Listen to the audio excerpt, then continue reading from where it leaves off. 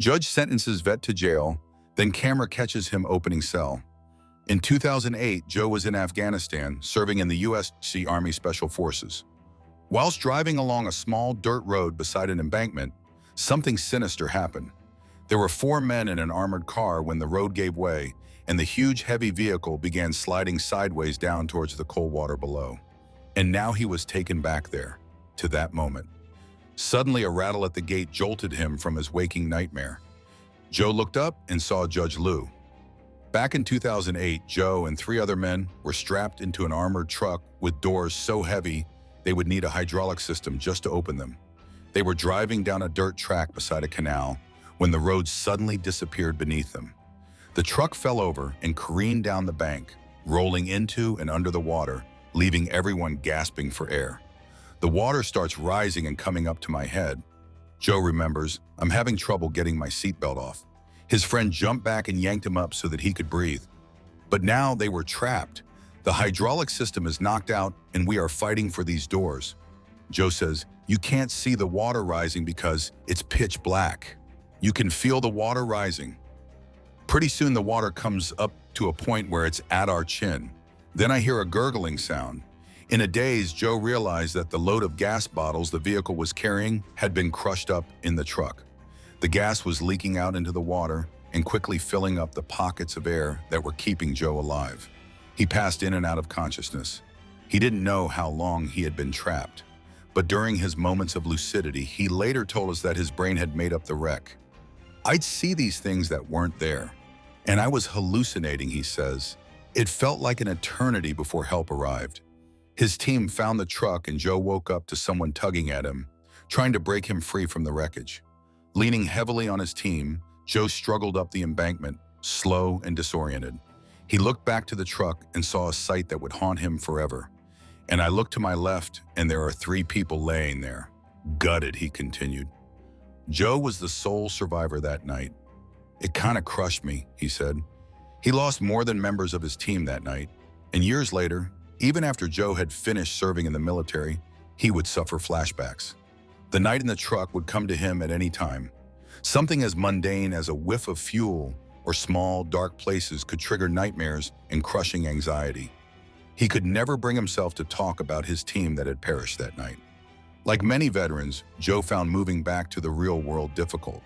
No one could ever understand what he had been through, no matter how much explaining he did. So he developed a vice that could take away the pain, even if only for a few hours here or there. He coped with his post-traumatic stress disorder by drinking beer, and that's where his trouble at home began. "I wouldn't drink because I liked the taste of beer," he says. "It was when I was angry or if I was hurting." His habit found him being pulled over for driving while intoxicated and landed him in probation. He would have to go before the judge scores of times, submitting urine tests to prove his sobriety each occasion. But Joe couldn't give up the bottle, and he faked one of his later tests. Joe had lied to the judge, and 2 weeks later, he admitted to his falsified test. Joe apologized to the judge 2 weeks after the fact, but a simple apology was not going to be enough. The judge, Lou Oliveira, believed that Joe should be held accountable for his actions, and as quickly as that, Joe was sentenced to a night in prison. What no one knew was that the judge, Lou, was too an Army veteran. If anyone, it would be him that understood what Joe was going through. Yet here he was, putting Joe into a tiny cell alone for a whole night, 12 hours of reliving the nightmare in the dark from long ago. But the judge was not a cruel man. He knew Joe would suffer coping with the isolation, so he came up with a radical plan. On the day that Joe was reported to jail, Lou decided to meet him there, mostly for reassurance. When he showed up, I could tell visibly he was under distress. Lou remembers, he was shaking, he was trembling, he was sweaty, Judge Lou remarked. And this was before Joe had even entered the cell. What would happen when those doors closed behind him, locking him in for the night? The walls got closer, and if Joe stretched his arms out, he could touch both walls on either side of him, but it felt like the cold, dark box was shrinking in on him.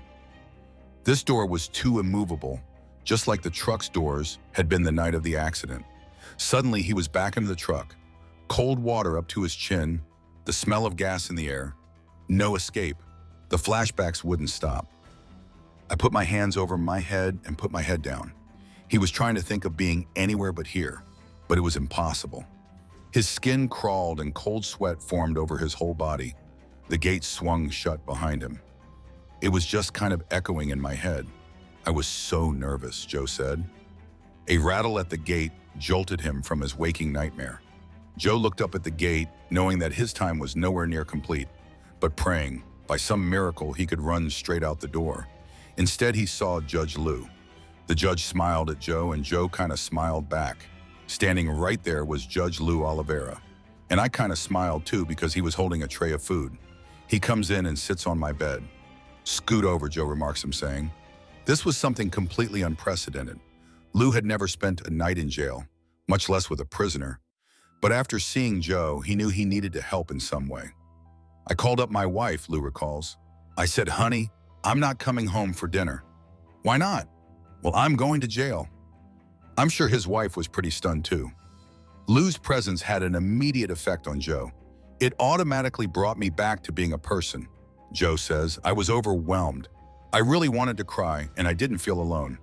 Sitting side by side in the jail cell, judge and veteran ate meatloaf and mashed potatoes and talked about their families and walls, television and war. Around midnight, the judge put his mat on the ground. I said, "Judge, if anything, please sleep in the bunk." "Let me take the ground," Joe says. But Lou insisted. "I got it." They chatted in the dark. Finally, Joe's breathing got heavier and he got quieter. And then he started to snore, Lou says. That was when I felt good because I knew Joe would be okay. The next morning, Lou drove Joe home before heading straight back to the courthouse. When I walked out of the cell, it felt like a clean slate, Joe says. I was talking to one of the other jailers. I'm like, "Have you ever seen that?" He said, "No, don't disappoint him." Joe says one of the hardest parts of coping with PTSD has always been trusting. He didn't trust people anymore. Lou changed that. Just his presence alone shifted my whole mindset. When he walked in, that kind of brought the walls down and built this confidence in me of trust in people.